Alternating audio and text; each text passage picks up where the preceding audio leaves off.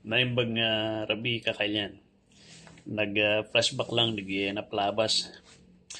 Malagi po ka di timpo nga ubing tayo kat di ayam tayo di kat di bulintik di lastiko di text jay di tansan di kalab iti soft drinks. Nuda duma ora dagiti papel ti sigarilyo. So ti apante ay ayaman kat mapante mga lati pamasa tayo. Nuda duma malagi po ti sakti kaubingan ni digi mindi kakasinsin ko. May sak nga sakti sumuar sa mga kaubingan da. Karaba ka. Ketika nang statement ko, bumalo sak tumanunek subutak tu amin dagi nga inabak da. Subutak tuman dagi nga inalada. So ti kasta ko tapang ko alaan di gumatak ti text manan kita di kalaingan nga pamasa nuda duma no ti iti ayam mi kat di covering di papel ti sigarilyo kita di kalaingan nga batu nga pangpasa. So tapno masubot ko di inabak na kanyak tilas. Ang tingin kay kaya iti mapabak, uri kanyak di ako kaya ti mapabak, agsangit ak talagang ipapatik nga nunex, agprakti-praktisak tapno, iprakti-praktisak tapno nunex nga kaya masubot ko di inabak na kanyak. I'm reminded iti may isang topic iti scripture concerning ti panang subot. Dahito di ko natin nga panang sublimanan. Nausar na ito iti estado ti tao, gapusta iti tao kat nagbalin nga tagabo iti basol. Nagbalin nga adipon kan anak iti diablo. Dati nga iti tao kat bagi ti Diyos ng gapus ti basol.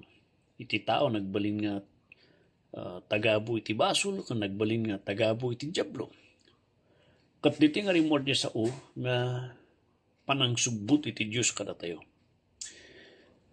Ada niya panunod tayo nga iti tao masubot isuna iti sangwanan iti Diyos, baba ni tinapintas nga ramin na.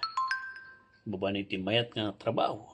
Baba ni ti panang ikarigatan na nga nagbiag nga nasayat.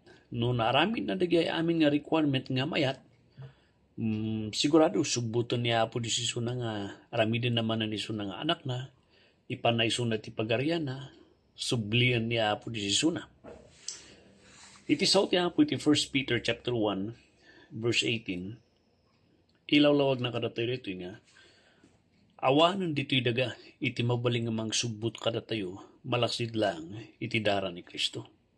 Uray dagiti anghel, uray dagiti nagpipintas nga aramid, uray ti seremonyahan nga magatang ti panakasubot. Tati ko nada, no agpa misa, agpa seremonya tayo lang, dakal ti posibilidad nga subuton na tayo ti Diyos.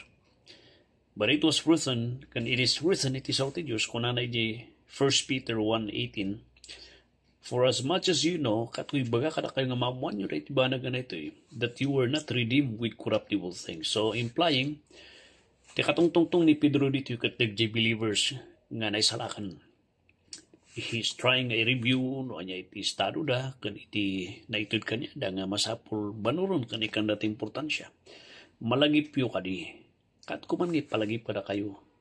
Ngahan kayo nga nasubot, nga nagapu kayo iti pamilya ti Diablo, na nagbasol kayo nga marusa ti impyerno, handa kayo nga nasubot ijay, nga agbaling nga anak ti Apo, handa kayo nga nasubot nga mapan kayo iti pagarian ti Diyos, handa kayo nga nasubot nga maikat kayo iti pamilya ti Diablo, babaan iti banag nga madadaal, kat nasawan, inlawlawag na dagi, kwarta, balitok, kan uray ti aramid yu, uray no anyaman nga tradisyon dito daga ngayon aramid ti tao, awan ti panakabalin na dagi abig-abig. Parti-parti awan ti maitulong na di tapno masubot ti kararuam nga mapankay ti presensya ti Diyos. Nga pakawanan da ka ti Diyos, ikatanda ka iti pamilya ti Diablo nga aramidan da kang anak na, ikatanda ka iti panakadusa ti impyerno nga mapanka ti presensya ti Diyos. Awan dito'y daga ti pangkitaan kan makaaramid nga mangsubot kanya. Sino nga ngarod lang di ay? Ije verse 19, kunana dito but with the precious blood of Christ, as of a lamb without blemish and without spot. Hang kadi nga dagi ugali. Uray parte akti sa nga gasut nga baboy. Awan ka di may tulong na di. Tapno masubutak ti apo nga baginak manen. Kuna na dito awan ti panakabaling na dagi. Namsino, ada iti namnama. But, ngam, ada iti mabalin nga mangsubot kanya. Sino di ay? Anya di ay? Isuda ito jay dara ni Yesu Kristo nga isuti karniro nga awan rugit na. Perfecto nga daton nga kaakseptar iti sangwanan iti Dios. Anya iti mangsubot kada tayo jay dara ni Kristo nga nibukbuk ti krus ti Kalbaryo. No talkem di ay anayem di trinabaw na. Kuna iti saw ti Apo iti maysa nga tao nga nagbabawi. Kanang anay iti bas ng anay iti pamati na. Nga inanay na ni Yesu Kristo nga umanay. Jay dara na kan daton na di krus kat umanay. Kuna iti saw ti Dios. Sinubot ni Yesu Kristo isuda iti daranan. Dijay lang iti makasubot kanya. Awanan da duman. Dahil iti saludsod. Sino kan anya iti pagbatbatayan ti panakasubot mo. Aramin mo kani. Dakkel nga kamali diya kadwa. Gapusta mauyos ka iti impyerno. Awan pa nakabalin na diya. Kita am ti biyag mo no inawat mo ni Kristo Jesus. Iksaminam man kadwa. Ito gawam man, no napatag ti karawam. Kita am ti bagim ti sangwanan ti Diyos. Anya ti pagbatbatayak ka di. Adalanggim ti may nga pagbatayan nga umanay kan manakabalin nga daton kan sakripisyo. Tinalak ko ka di diyay, dara ni Kristo, inanay ko ka di, or ilaslastug ko ka di lablaban ko pa lang ti aramin ko. Agpakpakasa kapsat. No makita mo nga, haan mo nga inawat ni Kristo Jesus. Han mo nga tinalok di dara na. Apingahan mo nga kasawiso na nata.